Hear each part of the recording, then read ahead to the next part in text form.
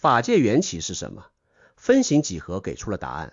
1980年，一個數學家往電腦裡輸入了一條公式 ：z 等於 z 的平方加 c，5個符號，一行代碼。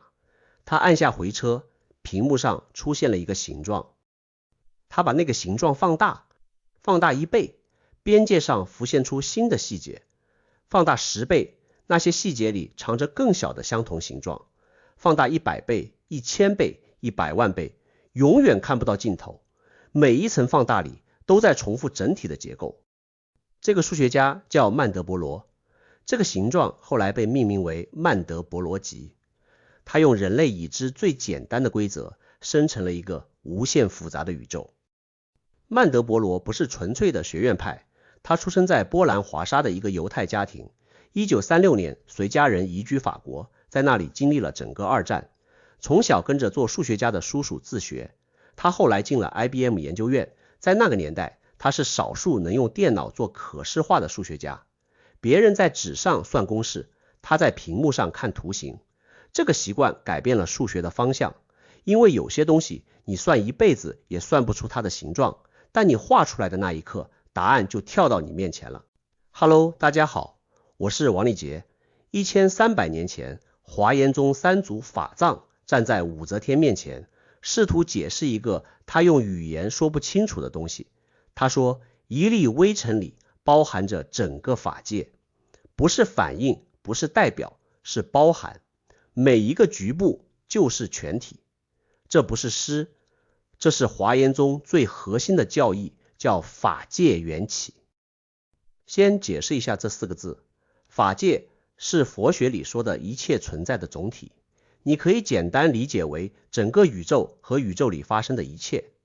緣起是說萬事萬物都依賴條件而生起，沒有任何東西能獨立存在。法界緣起把這2個概念合在一起，說的是不光萬物互相依賴，而且每一個局部的萬物互相依賴的結構跟整個宇宙的萬物互相依賴的結構是完全一樣的。這不是普通的缘起，這是緣起的緣起，是結構本身在每一層尺度上的自我複製。上一期我們聊了因陀羅網，那張巨網上的每顆寶珠映照着所有其他寶珠。物理學用全息原理告訴我們，三维空間的信息確實可以編碼在二維邊界上，局部可以重建全體的信息。但我今天想說的是，映照和包含不是一回事。映照是影子，包含是本體。因陀羅網說的是投影關係，法界缘起說得更狠，每一個局部的存在本身就已經是整體。這個說法聽起來像是純粹的玄學。直到20世紀下半葉，數學家發現了分形幾何。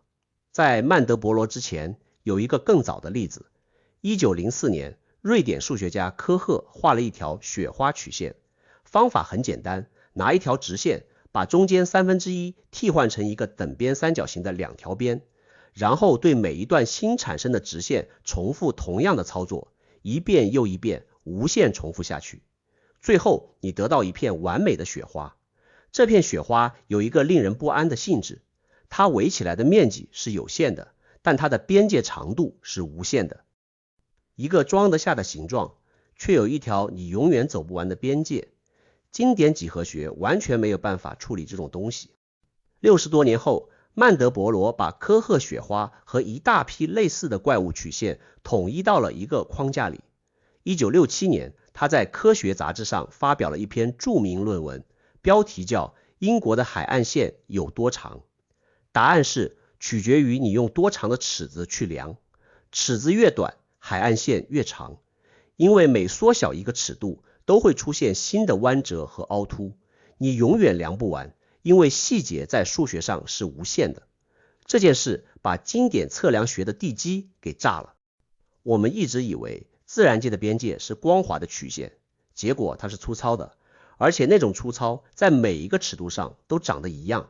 海岸線的彎折裡藏着更小的彎折，更小的彎折裡還有更小的彎折。放大10000倍看和放大1倍看，統計規律完全相同。曼德伯羅給這種結構起了個名字，叫分形。分形的核心特徵只有一個詞，自相似，也就是說，局部和整體擁有相同的結構。他發現分形不是數學家的幻想，而是大自然的默認設計，而且不只是一種設計，是最高效的設計。大自然在用分形解決一個工程問題，怎麼在有限的空間裡塞進無限的表面積。你的肺做了一件非常精妙的事情，它把支气管像樹杈一樣分叉了大約23級，每一級的分叉比例幾乎一樣。這套分形結構把你胸腔裡拳頭大小的空間展開成了將近100平方米的气體交換面積。你的血管系統也是同樣的逻輯，從主動脈到毛細血管，分形結構讓不到1升排量的心臟把血液精確送到全身幾十萬億個細胞。一棵樹的主幹分出大枝，大枝分出小枝，小枝分出細枝。折下一根小枝，它的分叉形狀就像一棵縮小版的整棵樹。河流的水系，從大江的幹流到最細的溪澗，航拍照片和衛星全景圖分叉模式幾乎一模一樣。閃電的放電路徑和你大腦皮層的神經網絡分布竟然服從同一種分形模式。甚至你的心跳都是分形的，健康的心率不是像鐘錶一樣均勻跳動，而是在每一個時間尺度上都有微小的不規則波動。心臟病學家发現，心跳越接近完美均勻，反而越危險，因為那意味着心臟失去了跨尺度的自適應能力。分形在某種意義上就是生命力本身的數學簽名。這不是巧合，自然界在用同一套遞歸算法，從最小的尺度一直搭建到最大的尺度，這叫尺度不變性。不管你把鏡頭推遠還是推近，看到的模式是同一種。現在我們回頭看法藏說的那句話，一粒微塵包含整個法界。如果用分形數學來翻譯，它的意思是整體的結構信息編碼在每一個局部的遞歸規則裡。你不需要看到整片森林才能理解森林的邏輯，一片葉子的葉脈分形已經告訴你了整棵樹的生長算法。一棵樹的分叉結構和整片雨林的河流水系在數學上是同構的。佛學用4個字說完了這件事，一即一切。但分形給了一個更精確的表述，不是說一等於一切，而是一和一切共享同一條生成規則。曼德伯羅集是這件事最極端的證明。那個邊界上最小的芽孢放大之後和整個集合的形狀完全一致，不是近似，不是相似，是精確一致，因為它們是同一條公式 z 等於 z 的平方加 c 在不同初始條件下的輸出。法界缘起要表達的也是這個意思。華嚴中有個核心概念叫世事無礙，它不是在說萬物之間有某種神秘的感應或聯繫，而是在說萬物之所以看起來不同，只是因為你觀察的尺度不同。換一個尺度看，同一套法界的結構原封不動地出現在每一個現象裡。一朵花和一個星系運行的是同一套缘起。這和因陀羅網有什麼區別？因陀羅網的核心是全息原理，信息編碼在邊界上，局部可以重建全體的信息，這是一種投影關係。法界緣起的核心是分形，局部本身就在運行和全體相同的規則，這不是投影，是生成。打個比方，一個是說你的影子裡包含着你的全部信息，另一個是說你身上的每一個細胞裡都在跑着和你整個身體完全相同的那套基因代碼。全息是信息的等價，分形是規則的等價。因陀羅網讓你知道你和宇宙共享同一份數據，法界緣起讓你知道你和宇宙共享同一套源代碼。你可以在自己身上驗證這件事。下次你看到一棵大樹的剪影，你去折下它最小的一根树枝，对着光看看，那根树枝的分叉結構和整棵樹幾乎一模一樣。這就是一即一切最直觀的物理證據，不是比喻，不是詩意，是數學結構上的精確對應。曼德伯羅在1982年出版了他最重要的著作，叫《大自然的分形幾何》。他在開篇寫了一句話，後來被引用了無數次。他說，雲不是球體，山不是錐體，海岸線不是圓弧，樹皮不是光滑的，閃電也不走直線。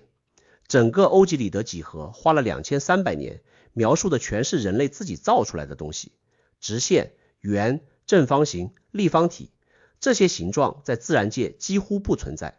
真實的自然從來不用直線思維，它用的是遞歸，一條規則自己運行自己，一層套一層，直到生成出整個世界。有意思的是，法藏在1300年前沒有電腦，沒有分形數學，但他用了一個極其樸素的物理裝置。他在房間的4面牆壁、4個角落、天花板和地板上全部安裝了鏡子，中間放一尊佛像和一只火炬，讓武則天親眼看到了無限嵌套。每一面鏡子映射所有其他鏡子，鏡中有鏡，像中有像，層層遞歸，無窮無盡。這就是他能找到的最接近分形遞歸的可視化工具。今天你打開任何一個分形渲染軟件，輸入那條5個符號的公式，然後不斷放大，你看到的東西和法藏描述的法界缘起在結構上是一致的，無限的細節，永遠的自相似，局部即整體。這意味着什麼？意味着法藏1300年前提出的那個一微塵中現大千世界的說法，在數學上不再是一個瘋狂的宣言，它是一個關於遞歸結構的精確描述。當然，我需要明確地說，這是結構上的同構，不是畫等號。分形幾何是數學工具，有精確的定義和嚴格的證明體系。法界緣起是哲學和修行的框架，指向的是對存在本身的洞見。兩者的適用範圍和證據標準完全不同。但正是這種在完全不同的認知路徑上得出的結構趨同，才讓人覺得某個東西值得認真對待。1300年前有人通過內觀得出的洞見，和1980年一台電腦屏幕上湧現出來的圖形指向了同一個結論：這個宇宙不是由東西構成的，是由規則構成的，而那條規則簡單到只需要5個符號就能寫完。曼德伯羅2010年去世，享年85歲。他生前接受採訪時說過一句話，我印象很深。他說：我一輩子做的事情就是在告訴人們，粗糙不是缺陷，粗糙才是自然界真正的語法，光滑是人類的簡化，粗糙才是真相。這和法界緣起有一種奇妙的呼應。佛學的核心洞見之一就是我們的分別心在把世界簡化。我們畫出邊界，分出你我內外大小，但法界緣起說你畫的那些邊界不存在，每一層都是全體，每一個尺度都是完整的法界。你不需要走到宇宙的盡頭才能看懂宇宙，你此刻站的地方就已經是全部了。如果宇宙的複雜性真的來自於規則的自我遞歸，那你是誰這個問題可能需要重新問。你不是宇宙裡的一個零件，你是宇宙在你這個尺度上的完整運行。那條生成星系的規則，此刻也在生成你的念頭。想想看，你做的每一個決定都在塑造你的下一個決定，你的每一次情緒反應都在調整你下一次情緒反應的閾值。你的心理模式是遞歸的，你的習慣是自相似的。你10年前在關係中犯的錯誤和今天犯的那個，放大了看，結構驚人的一致。佛學管這個叫輪迴，管這個叫種子熏習；分形數學管這個叫迭代。同一條公式在不同時間點的輸出，而修行也許就是改寫那條公式裡的某個參數，哪怕只改了一點點，經過無數次遞歸之後，生成的圖形會完全不同。你怎麼看？你覺得自然界的自相似是巧合，還是某種更深的結構在說話？我是王立杰，我們下期見。